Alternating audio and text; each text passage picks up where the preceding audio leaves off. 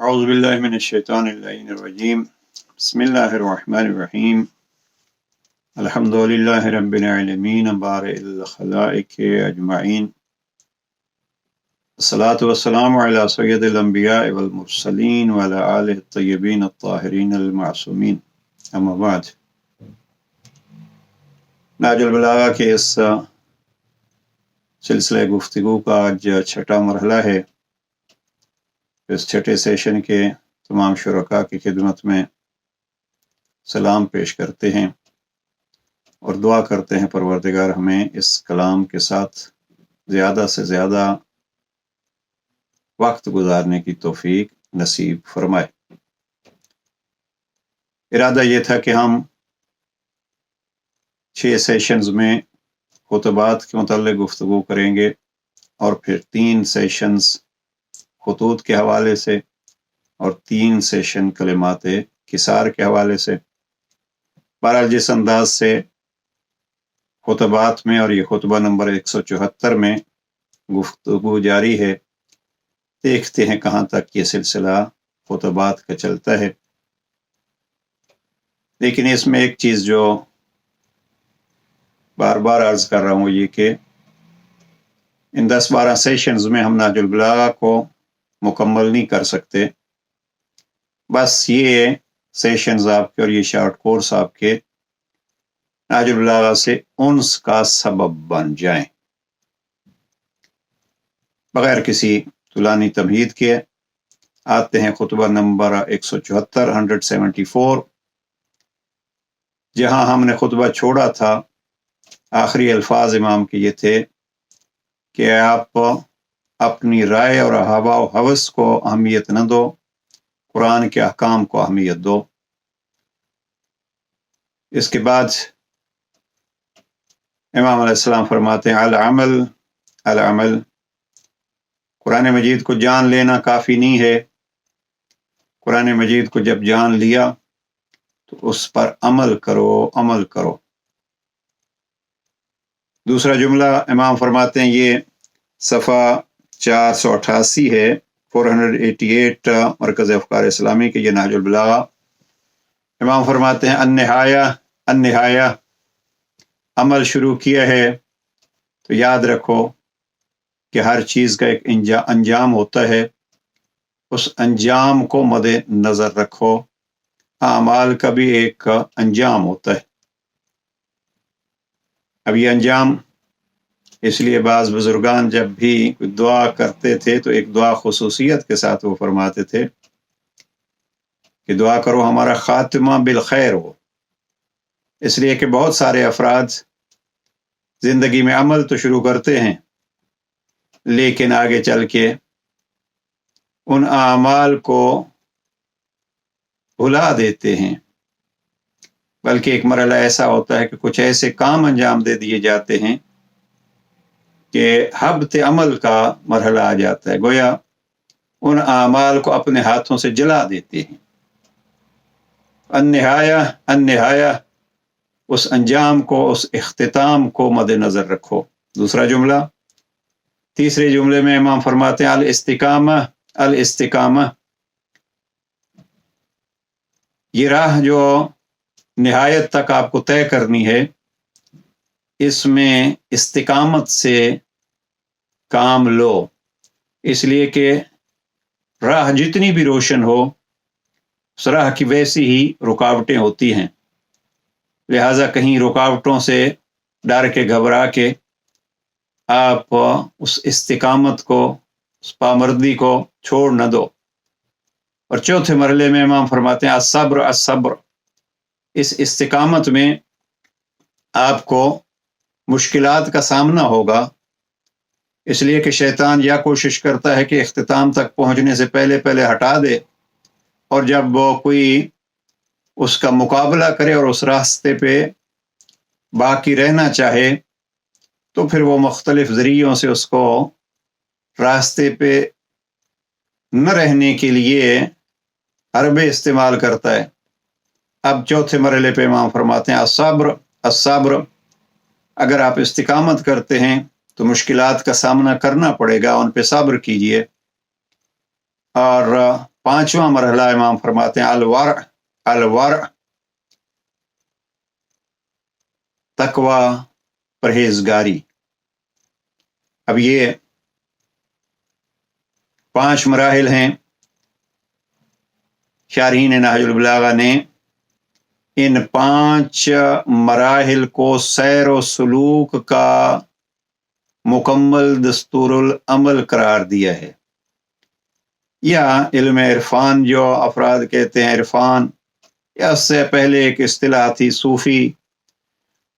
इसको यूँ कहिए कि गोया जो अफराद ये समझते हैं कि अल्लाह के पहुँचने के लिए राहें, तो अल्लाह तक पहुँचने के लिए ये 5 मराहिल हैं। बेहतरीन नाम इसके लिए क्या है? अलवर, जिसके लिए इमाम फरमाते हैं कि आप परहेजगारी इख्तियार कीजिए, यानी आखिरी मरहला तकवा। इसका आसान तरीन नाम क्या है? वरा, यानी तकवा। और इसके लिए एक खूबसूरत दस्तूर इमाम ने और तफसील से वजाहत से बयान फरमाया है तकवा क्या है और अहले तकवा कौन हैं। वो खुतबतुल मुत्तकीन, नाम ही उस खुतबे का खुतबतुल मुत्तकीन है। 110 फ़ज़ाइल व औसाफ़ मुत्तकी इमाम ने बयान किए हैं, जो इमाम के एक सहाबी हम्माम ने पूछे थे और इमाम ने उसके बतलाने पे इरशाद फरमाए। ये खुतबतुल मुत्तकीन मशहूर है। ज़ाहिरन कल के सेशन में जो खुतबों के नाम गिनवाए हैं तो खुतबतुल मुत्तकीन ज़ाहिरन शुमार नहीं किया, बहरहाल किया है या नहीं उसको देख लीजिए। और ये खुतबा 191 खुतबतुल मुत्तकीन के नाम से मशहूर है। अब ये मराहिल हैं एक मुत्तकी के लिए, और कुरान मजीद हिदायत ही है मुत्तकियों के लिए। यानी कुरान मजीद से अगर कोई हिदायत लेना चाहता है तो वो 5 मराहिल को तय करेगा तो मुत्तकी बनेगा, गोया उसने कुरान से हिदायत ली। जनाब अमीर अलैहिस्सलाम इन 5 अल्फाज के बाद फरमाते हैं इन्ना लकुम निहायतुन फन्तहू इला निहायतिकुम, तुम्हारे लिए एक मंजिल मुंतहा है और आपको वहां तक पहुंचाना है। खुद आपने पहुंचना है, अपने आप को पहुंचाना है। पहले भी लफ्ज़ इमाम ने इस्तेमाल किया है अन्निहाया, तो गोया ये इख्तिताम कोई ऐसी शय है जिस पर ताकीद की ज़रूरत है। लिहाजा इमाम फरमाते हैं कि वो निहाया तो है और एक अंजाम तो है, लेकिन आपने खुद को उस तक पहुंचाना है। फिर इमाम फरमाते हैं कि व इन्न लकुम अलमन फहतदू बिअलमिकुम। अब यहाँ अगर कोई इन 5 मराहिल को, और जैसे मैंने अर्ज किया है कि ये इस्तिकामत ज़रूरी होती है और फिर उसमें सब्र ज़रूरी होता है, तब ये मराहिल तय होते हैं। तो इंसान अगर घबराता है इसमें कि मैं कैसे पहुँच सकूँगा, तो इसका एहतिमाम करीम अल्लाह ने हमारे आने से पहले खुद कर दिया है, जिसका ऐलान सूरह हामद में फरमाया कि एक दुआ मांगते रहा करो, और वो दुआ के इहदिनस सिरातल मुस्तकीम सिरातल लज़ीना अनअमत अलैहिम। कुछ बंदों की राह है, हमें उस राह पे साबित कदम रख। इस्तिकामत का मकसद क्या होगा? इस्तिकामत का मकसद यही होगा कि वो राह जो तेरी ज़ात ने मुअय्यन की है, और फिर कोई घबराए नहीं, उस राह पर चलने वाले भी भेजे हैं और यकीन है कि वो कहीं फिसलेंगे नहीं, उनको मासूम बनाना है। तो अनअमत अलैहिम, उन साहिबाने नेमत की राहों पे हमें भी साबित कदम रख। तो इमाम ने यहाँ ये फरमाया कि अपनी इंतहा को देखो, और उस इंतहा को मैं अली आसान करके पेश कर रहा हूँ, जिसको कुरान ने बयान किया मैं अपने लफ्ज़ों में पेश कर रहा हूँ। इमाम फरमाते हैं क्या है कि इन्ना लकुम अलमन फहतदू बिअलमिकुम, कि अगर मंजिल मुंतहा है तो अपने को वहां तक पहुंचाओ, और तुम्हारे लिए एक निशान है, उससे हिदायत हासिल करो। फिर दोहरा रहा हूँ इस जुमले को, ज़रा गौर फरमाइए। और इस खुतबे में एक मुहिम पॉइंट है ये, व इन्ना लकुम अलमन, आपके लिए एक निशान है, एक अलम है, एक परचम है, فاحتدوا بعلمکم، آپ کے لیے انجام تک پہنچنا ہے، اس انتہا تک پہنچنا ہے، یوں کہوں کہ خاتمہ بالخیر اگر چاہیے تو اس علم کو آپ اپنے سامنے رکھیں اور اس کے ذریعے سے آپ ہدایت حاصل کریں۔ آسان ہو گیا۔ اب جب یہاں لفظ علم پہ آتے ہیں تو وہ علم کیا ہے؟ اب ہمارے ہاں بھی الحمدللہ لفظ علم جناب، جب لفظ علم آتا ہے تو حضرت عباس علیہ السلام کے نام سے منسوب وہ کپڑا، اور الحمدللہ ہمارے گھروں میں جس طریقے پہ یہ سجایا جاتا ہے وہ علم، تو وہ علم بھی ایک نشانی ہے۔ یہاں علم کیا ہے؟ ہدایت کی نشانی۔ البتہ یہاں ضرورت نہیں ہے اس علم کے احترام کا خیال کرنے کا، اور میں یہ کہوں گا علم بہت ہی مہم ہے گھروں پہ سجائے جانے کے لیے، لیکن گھروں کے اندر کو بھی اس کے مطابق ہونا چاہیے جیسے صاحب علم نے اپنی جان دے دی۔ جناب حضرت عباس علیہ السلام نے جب بازو کٹا تھا تو کیا جملہ کہا تھا؟ کوئی بات نہیں، آپ نے میرا دایاں ہاتھ کاٹ دیا ہے تو میں اپنے پورے وجود سے اپنے امام کی اتباع و پیروی کروں گا۔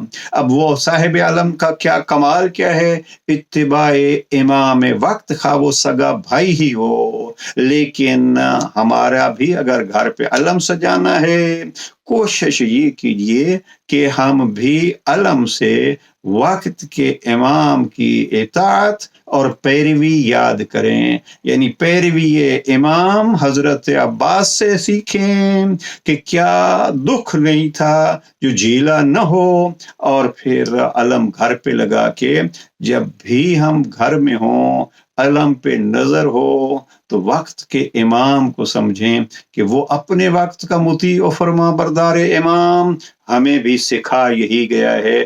یاد رکھنا اس علم سے ایک چیز سیکھنی ہے، اور وہ کیا ہے؟ اتباع امام۔ تو بہرحال وہ اشعار ہیں جناب حضرت ابوالفضل العباس کے۔ تو علم ہمارے ہاں وہ پرچم اور نشان الحمدللہ ایک شہرت رکھتا ہے۔ امام فرماتے ہیں کہ میں علی آپ کو بتلاتا ہوں، راستہ بڑا دور ہے، نہایا، لیکن امام فرماتے ہیں اس کو نظر رکھو اور اس کو آسان بنا دے گی کون سی چیز؟ ان لکم علما فاحتدوا بعلمکم۔ دو دفعہ لفظ علم استعمال کیا ہے ایک جملے میں کہ تمہارے لیے ایک علم ہے، ایک نشان ہے، اس علم سے ہدایت حاصل کرو۔ اب یہ قرآن مجید کے بارے میں چونکہ خطبہ ہے اور یہاں لفظ ہے اس علم سے ہدایت حاصل کرو، تو اب آپ سورہ حمد کی اس تفسیر کی طرف جا سکتے ہیں، لیکن مختصر وقت کے لیے آپ کو 2-3 پوائنٹس نہج البلاغہ سے بتانے کی کوشش کرتا ہوں جہاں امیر علیہ السلام نے علم کی وضاحت کی ہے۔ ایک صلوات پڑھ لیجئے محمد وعلى محمد۔ آپ اگر خطبہ نمبر 85 دیکھیے تو خطبہ نمبر 85 میں جناب امیر علیہ السلام نے لفظ علم استعمال کیا ہے، بلکہ جمع استعمال کیا ہے۔ علم کا جمع کیا ہوگا؟ اعلام۔ اور اس حصے میں بھی جناب امام نے 2 دفعہ لفظ اعلام استعمال کیا ہے۔ خطبہ نمبر 85 یہ افکار کا نہج البلاغہ، اس کا صفحہ 278 جب لفظ ہیں قرآن مجید کی آیت استعمال کی امیر علیہ السلام نے، فَأَيْنَ تَذْهَبُونَ، اب تم کہاں جا رہے ہو؟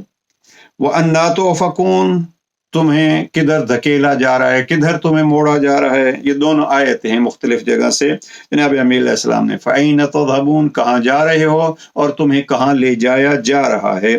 وَالْأَعْلَامُ قَائِمَةٌ، جبکہ پرچم اور جھنڈے بلند ہو چکے ہیں، قائم ہو چکے ہیں۔ والآیات واضحۃ، نشانیاں ظاہر و روشن ہو چکی ہیں۔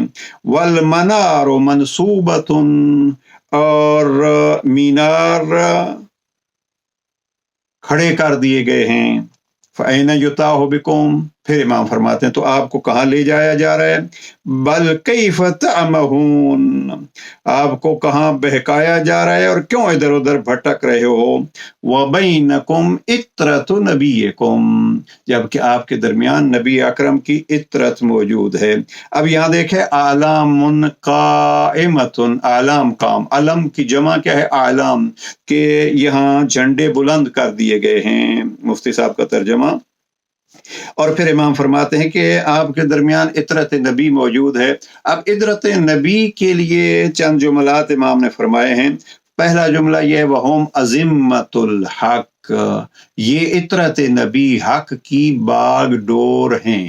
اب وہ الحق مع علی وعلی مع الحق، اور پھر ارشاد پیغمبر اکرم ہوتا ہے پروردگار حق کو ادھر موڑ جدھر علی مڑے، یہی ہے عظمت الحق، یہ حق کی باغ ڈور ہیں۔ اور جس کے لیے زحمت دی ہے آپ کو، خطبہ نمبر 95، خطبہ 95 کا یہ جملہ، وَأَعْلَامُ الدِّينِ، اور عطرت نبی دین کا جھنڈا ہیں۔ وَأَلْسِنَةُ الصِّدْقِ، یہ ایک فضائل کا ٹھاٹھے مارتا ہوا سمندر ہے۔ اور میں خطبہ حضرات سے یہ عرض کروں گا کہ جو خطابت کا شوق رکھتے ہیں وہ اس حصے کو، خطبہ نمبر 95 کو یاد کر لیں کہ اس پہ پورا اشرہ بن سکتا ہے کہ اعلام کا معنی کیا ہے، کہاں کہاں استعمال ہوا ہے، اور اہل بیت کے لیے یہاں جناب امام نے لفظ علم استعمال کیا ہے۔ بہرحال اس لیے کہ اس سے اگلی منزل جو ہیں وہ خطبہ 95 کی قرآن کے حوالے سے، چونکہ خطبہ 174 میں بحث ہو رہی ہے، آپ یہاں وہ جملہ بھی سن لیجئے، فَأَنزِلُوهُمْ بِأَحْسَنِ مَنَازِلِ الْقُرْآنِ۔ امام فرماتے ہیں کہ اہل بیت علم دین ہیں، دین کا جھنڈا ہیں، دین کا پرچم ہیں۔ اگر خطبہ نمبر 74 کے لفظ کو مد نظر رکھیے، وَإِنَّ لَكُمْ عَلَمًا فَاحْتَدُوا بِعَلَمِكُمْ، آپ کے لیے علم کھڑا کر دیا گیا ہے، نشان آپ کے لیے قائم کر دیا گیا ہے، آپ اس کے ذریعے سے ہدایت پائیے۔ اب آپ دونوں جملوں کو دیکھیے، امیر علیہ السلام کیا فرماتے ہیں خطبہ 174 میں کہ فَاحْتَدُوا بِعَلَمِكُمْ، اس علم کے ذریعے سے آپ ہدایت پائیے۔ قرآن مجید کیا ہے؟ ہدن للمتقین، ہدایت کا ذریعہ قرآن ہے۔ اب دونوں ہے، قرآن بھی، عطرت نبی بھی۔ جناب امیر علیہ السلام نے کتنے خوبصورت الفاظ میں خطبہ 95 میں دونوں کو جمع کر دیا۔ امام فرماتے ہیں فَأَنزِلُوهُمْ بِأَحْسَنِ مَنَازِلِ الْقُرْآنِ، اب جو مقام و منزل قرآن ہے وہی مقام اہل بیت کو بھی دو۔ تو بہرحال اب اس خطبے سے گزرنا مشکل ہو رہا ہے، لیکن ہم اس سے زیادہ اس پہ نہیں رکتے۔ خطبہ 95 کا یہ حصہ آپ مطالعہ کیجئے گا۔ جیسے عرض کر چکا ہوں کہ اس کو اپنے ہوم ورک کے طور پر آج اگر فرصت ہو تو آج اور کل درس کے درمیان اس وقفے میں اس خطبہ 95 کو، خطبہ 95 کو پڑھیے، اور پھر اس حصے کو بالخصوص اور آپس میں ڈسکس بھی کر لیجئے۔ قرآن مجید کے بارے میں بھی یہاں جناب امیر علیہ السلام نے مزید بھی ارشادات خطبہ 95 میں فرمائے ہیں۔ تو کیا ہے خطبہ 174 میں کہ وَأَنَّ لَكُمْ عَلَمًا فَاحْتَدُوا بِعَلَمِكُمْ، اللہ سبحانہ وتعالیٰ نے آپ کے لیے ایک نشان بنائے ہیں، ان سے ہدایت حاصل کرو۔ ایک لفظ علم جو ہیں وہ خطبہ نمبر 101 میں بھی جناب امام نے علم کا لفظ استعمال کیا ہے، اور وہاں ہے آل محمد اولئک مصابیح الہدی واعلام السرا، سرا جیسے یہ کہتے ہیں رات کے سفر کو۔ آپ یہ سبحان الذی اسری بعبدہ لیلا، اب یہ اسرا جو ہے وہ رات کا سفر جو ہے اس میں، تو یہ ہاں جناب امام فرماتے ہیں کہ آل محمد کون ہے؟ خطبہ نمبر 101۔ بات کو زیادہ پھیلانا نہیں چاہتے، بہرحال ایک بڑا خوبصورت ایک کتاب ہے، 4 جلدوں میں، نہج البلاغہ کی شرح فی ظلال نہج البلاغہ، اور شیخ جواد مغنیہ کی آیت اللہ العظمیٰ آغا خوئی کے بڑے قریبی شاگردوں میں سے تھے، اور لبنان سے ان کا تعلق تھا۔ کافی ساری انہوں نے کتابیں لکھی ہیں، اور ایک کتاب نہج البلاغہ کی شرح کے بارے میں، شرح ہے ان کی فی ظلال نہج البلاغہ، نہج البلاغہ کے سائے میں. بڑی اچھی کتاب ہے. بہرحال اس کا ترجمہ نہیں ہے اردو میں. اللہ کرے کوئی ہمت کرے اور یہ ترجمہ جو ہے وہ آ جائے. اس کو ترجمہ بھی کہہ سکتے ہیں اور مفصل حاشیہ بھی آپ کہہ سکتے ہیں. لیکن مجھے جو بہت پسند ہے اور جو افراد عربی سے آشنائی رکھتے ہیں، ان کا طریقہ کار یہ ہے کہ جب ایسے پوائنٹ پہ پہنچتے ہیں تو وہاں عنوان قرار دیتے ہیں ممبر. یعنی یہ ممبریوں کے لیے، خطباء کے لیے ایک نقطہ ہے جو نہج البلاغہ سے. کوشش کریں گے کسی وقت مرحوم جواد مغنیہ کے اس ممبر کو اکٹھا کر کے الگ اس کو شائع کیا جائے. تو اس حوالے سے یہ ایسے پوائنٹ ہوتے ہیں. میں بھی اکثر جب ایسا پوائنٹ ہوتا ہے جو کسی خطیب کے لیے مفید تو اس کو نقل کر دیا جاتا ہے. بہرحال یہ اتنے سارے پوائنٹ ہیں کہ انسان زندگی کا جتنا حصہ بھی نہج البلاغہ سے خرچ کر لے، اس لیے کہ یہ اس صاحب بیان کا بیان ہے جو خود کو صاحب بیان کہتا ہے.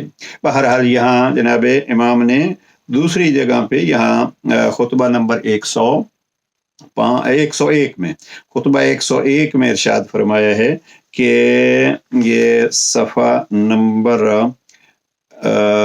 اس نہج البلاغہ کا 327 ہے، اور امام فرماتے ہیں اولئک مصابیح الہدی و اعلام السرا، کہ یہ لوگ ہدایت کے جگمگاتے چراغ ہیں، اور مفتی صاحب فرماتے ہیں شب پیمائیوں میں روشن نشان ہیں. مصابیح الہدی، اب یہ اس پہ بحث اگر کی جائے تو بڑی دلچسپ. مصابیح الہدی ہدایت کے چراغ ہیں، و اعلام السرا رات کے سفر کرنے والوں کے لیے یہ روشن نشان ہیں. اعلام لفظ استعمال کیا ہے یہاں بھی امام نے، لیکن بحث کرنے کی جو ضرورت ہے وہ یہ ہے کہ مصباح رات کے لیے تو مصباح ہوتا ہے اور دن کے لیے علم کہا جا سکتا ہے. امام نے یہ فرمایا کہ مصابیح الہدی یہ ہدایت کے چراغ ہیں، وَأَعْلَامُ السُّرَا، تو یہاں اعلام کا معنی بھی گویا وہ روشن پرچم کہنا ہوگا، اس لیے کہ رات کو پرچم تبھی ہدایت کا ذریعہ بن سکتا ہے جب یہ روشن ہو. تو اس کا مقصد یہ ہے کہ جناب امیر علیہ السلام نے یہ جو فرمایا ہے کہ ہدایت حاصل کرو عالم سے، اور جو آپ کے لیے قائم کیا گیا ہے. تو علم کچھ ایسے ہوتے ہیں جو علم دن کو بھی علم ہوتے ہیں اور رات کو بھی اپنی روشنائی کے ذریعے سے علم ہوتے ہیں. تو یہ خطبہ 101. تو آج کے لیے بہرحال خطبہ 85 کا ہی مطالعہ کافی ہے، 101 بھی پھر زیادہ نہ ہو جائے. جی تو چاہتا ہے کہ ایک اور خطبے کا اضافہ کرتا جاؤں، اور وہ خطبہ ہے 95. مجھے چونکہ بہت پسند ہے، اور آپ پیچھے جو بینر دیکھ رہے ہیں یہ خطبہ 95 کا ہے. بہرحال اس کو دیکھ لیجئے گا کہ جناب امام نے جب یہ فرمایا علم قائم ہے، نشان گاڑے جا چکے ہیں، تو پھر کیا کریں. امام کا ایک جملہ یہاں عرض کرتا جاؤں. امام فرماتے ہیں خبردار ایک کام کرو کہ انظروا اہل بیت نبیکم فالزموا صمتہم، اپنے نبی صلی اللہ علیہ وآلہ وسلم کے اہل بیت کو دیکھو. یعنی آپ جب علم کو پہچان لیا کہ یہ ہے علم تو اس کو دیکھو، اور فالزموا صمتہم، ان کی سیرت کو مضبوطی سے پکڑ لو. صمتہم جو ان کی سمت ہے، جو ان کی سیرت ہے، اس پہ اپنے آپ کو قائم رکھو. واتبعوا اثرہم، اور ان کے نقش پا کے اتباع کرو. تو کیا ہوگا؟ فلن یخرجوکم من حدن. اب کون کون سے لفظوں کو خطابت کے لیے جو عزیزان ہیں ان کو یہ مد نظر رکھنا چاہیے کہ خطابت کے لیے مجموعے الفاظ، اور الفاظ میں سے بھی مترادفات، اور ایک بہت مفید جو چیز ہوتی ہے خطابت کے لیے وہ یہ ہے کہ آپ کم از کم قرآن مجید اور نہج البلاغہ، اب تو ویسے صحیفہ سجادیہ کی بھی وہ معجم آ چکی ہے، یعنی نہج البلاغہ کے کون سے الفاظ یہاں میرے پاس موجود تھی. ہمارے استاد دشتی کی کتاب معجم المفہرس الفاظ نہج البلاغہ، اگر قرآن مجید کا لفظ ڈھونڈنا ہو کہ کہاں ہے تو وہ معجم ہے. نہج البلاغہ کا، صحیفہ کا، بہار الانوار کا بھی موجود ہے، اصول کافی کے الفاظ کا بھی کافی محنت کرنی پڑتی ہے، لیکن خطباء کے لیے بہت مفید ہوتا ہے۔ اگر کسی نے خطیب بننا ہے اور واقعاً علمی خطابت انہوں نے کرنی ہے تو اس کے لیے یہ معجم بہت ضروری ہوتی ہے۔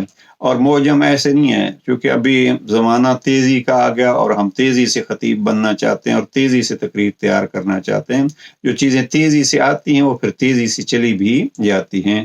بہترین خطیب کے لیے یہ کتابیں ضروری ہیں۔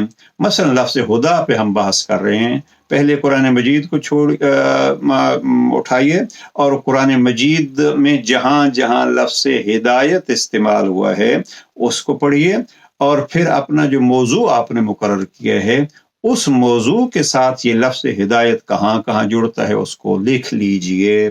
یہ آپ نے لکھ لیا، اب نہج البلاغہ کی معجم کو اٹھائیے اور وہاں لفظ ہدایت کہاں کہاں استعمال ہوا ہے آپ کے جو موضوع سے قریب قریب ہے اس کو لکھ لیجئے۔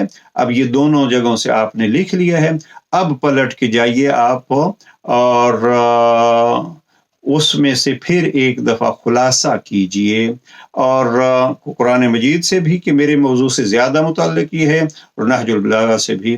اب یہ دوسرے مرحلے میں آپ نے اس کی چھانٹ بین کی ہے اور کم کر لی ہیں۔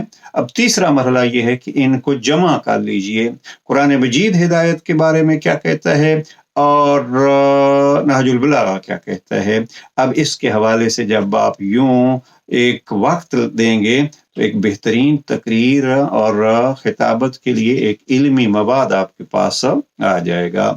مجھے میرے استاد مرحوم نے ایک دفعہ ان سے میں نے پوچھا کہ کتاب کا مطالعہ کیسے کیا جائے، تو انہوں نے فرمایا کہ فقط موضوعات کے لیے مطالعہ مت کیا کرو، یہ انسان کے علمی معیار کو کم کرتا ہے۔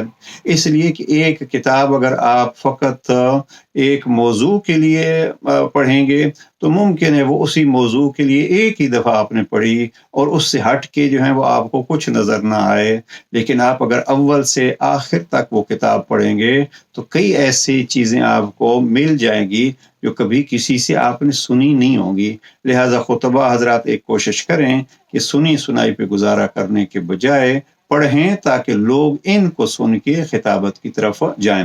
بہرحال کتنے خطبہ ہیں وہ ایک الگ موضوع ہے، لیکن خطیبوں کے لیے ایک یہ پوائنٹ عرض کر دیا ہے۔ اب ہدا لفظ جو ہیں وہ جناب امیر علیہ السلام نے خطبہ 95 میں بھی استعمال کیا ہے۔ خطبہ 174 کا لفظ جو ہے وہ ہدا یاد رہے، وہاں امام کیا فرماتے ہیں، وَإِنَّ لَكُمْ عَلَمًا فَاحْتَدُوا بِعَلَمِكُمْ، آپ کے لیے نشان کھڑے کر دیے گئے ہیں، لہٰذا ان نشانات سے آپ ہدایت حاصل کیجئے۔ اب آپ نے ہدایت لفظ بھی دیکھ لیا، علم بھی دیکھ لیا، اب آپ ان کو جمع کیجئے۔ اب جناب امیر علیہ السلام کا یہ خطبہ 95 جب آپ پڑھیں گے، یہاں لفظ علم استعمال نہیں ہوا لیکن لفظ ہدایت استعمال ہوا ہے، اور جن کو خطبہ 85 اور خطبہ 101 میں جناب امیر المؤمنین نے علم کہا ہے، یہاں جناب امیر علیہ السلام نے اس خطبہ 95 میں ان کو اہل بیت کہا ہے۔ انظروا اہل بیت نبیکم فالزموا صمتہم، اور پھر ترجمہ ہی کر دوں، امام فرماتے ہیں کہ وَاتَّبِعُوا أَثَرَهُمْ فَلَنْ يُخْرِجُوكُمْ مِنْ حُدًى، اگر آپ ان کی سیرت کو مد نظر رکھیں گے، ان کی پیروی کریں گے تو آپ کو یہ ہدایت سے باہر نہیں نکلنے دیں گے۔ وَلَنْ يُعِيدُوكُمْ فِي رَدًى، اور آپ کو ہلاکت کی طرف نہیں جانے دیں گے۔ فَإِنْ لَبَدُوا فَالْبَدُوا، اگر وہ کہیں رکتے ہیں تو تم رک جاؤ۔ وَإِنْ نَحَضُوا فَانْحَضُوا، کہیں وہ چلتے ہیں تو آپ چل پڑو۔ وَلَا تَسْبِقُوهُمْ فَتَضِلُّوا، آپ ہرگز ان سے آگے نہ بڑھ جانا۔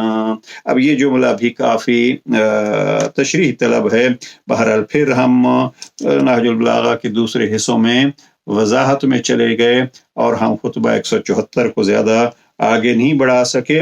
بس اس پیراگراف کو دیکھیے، وَإِنَّ لَكُمْ عَلَمًا فَاحْتَدُوا بِعَلَمِكُمْ إِنَّ لِلْإِسْلَامِ غَایَةً فَانْتَهُوا إِلَى غَایَتِهِ، اسلام کی ایک حد ہے اور اس کی ایک انتہا ہے، اس حد و انتہا تک پہنچو، یعنی اس کمال کو حاصل کرو۔ ایسے نہیں ہے کہ بس کلمہ پڑھ لیا اور اس پہ گزارا، نہیں، کلمہ پڑھ لیا ہے تو اسلام کی بلندیوں کو حاصل اور حدود جو ہیں ان تک پہنچنے کی کوشش کرو. وَأَخْرَجُوا إِلَى اللَّهِ بِمَا افْتَرَضَ عَلَيْكُمْ. اب میرے خیال میں کل بھی ہمارے ساتھ یہی ہوا کہ آخری جملات کو ہم نے تیزی سے بیان کیا اور بعض چیزیں فَاسْتَدِلُّوا ہو شاید زیادہ بحث نہیں ہو سکی، تو ہم آج تیزی سے اس پیراگراف کو ختم کرنے کے بجائے یہاں اس لفظ سے ہی کل شروع کریں گے. فَانْتَهُوا إِلَى غَایَتِهِ، اور پھر آگے انشاءاللہ یہاں تک بحث ہو گئی. اگلا جملہ کل انشاءاللہ وَاخْرُجُوا إِلَى اللَّهِ. پروردگار ہمیں اس کلام امام کو سمجھنے کی توفیق نصیب فرمائے.